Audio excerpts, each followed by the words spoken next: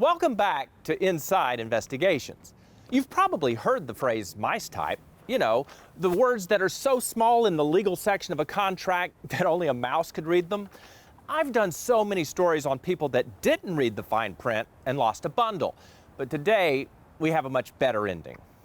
Ramona Bennett zoomed in on those small words in her car repair contract, and it saved her nearly $2,500. I purchased a plan through my credit card company, which basically gave me reimbursement for any out-of-pocket I spent on fixing my car up. I have an older car, so this was a great plan for me, and the transmission went bad. I had it fixed, I paid for it, and I submitted my claim to the company.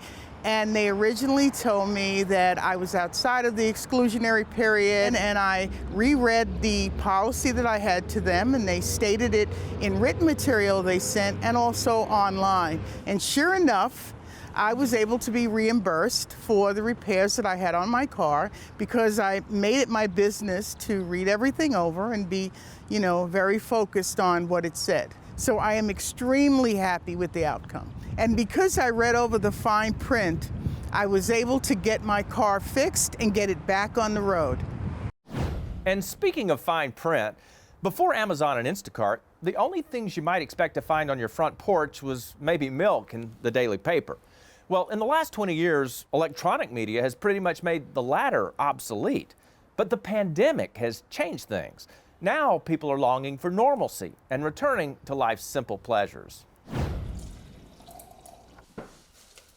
For some, reading the paper while sipping coffee is a daily ritual. For others, thumbing through the headlines, the Metro, and the occasional comics is only a weekend indulgence.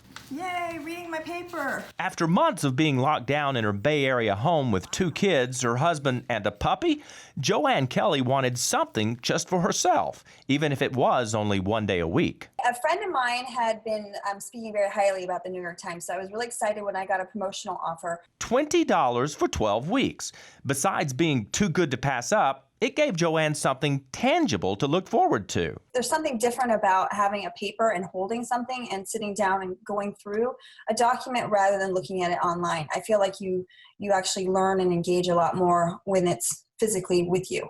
But when 1, then 2 weeks came and went with no paper, Joanne decided to go on the record with the newspaper of record. I said, well, I better call somebody. So I called somebody. They said, oh, we'll take care of it. A few more weeks went by, same process. I called or I sent an email in, and still no New York Times. But here we are in 2020 in this electronic age, and you couldn't get anybody at the Times to actually deliver.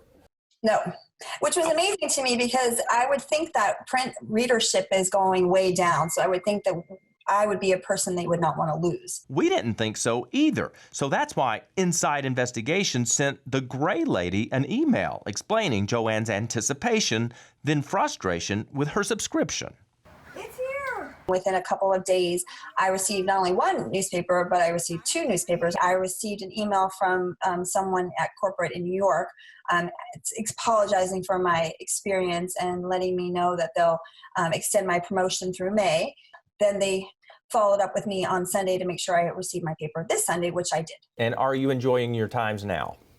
I am very much enjoying my Times. I had my cup of chai tea and my Times laid out on my table, and I was very happy to finally receive it. And so were we. See, there's no problem too big or, in Joanne's case, too small for Inside Investigations.